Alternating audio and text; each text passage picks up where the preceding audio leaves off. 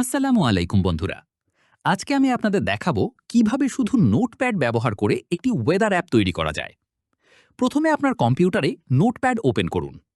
তারপর নিচের কোডটি লিখুন @ইকো অফ CURL WTTR.in/ঢাকা পজ।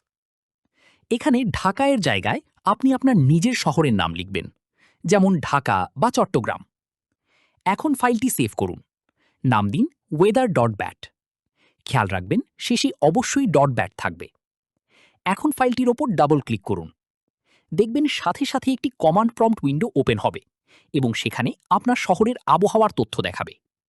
এখানে আপনি আগামী কয়েকদিনের আবহাওয়া এবং দিনের বিভিন্ন সময়ের আপডেট দেখতে পারবেন।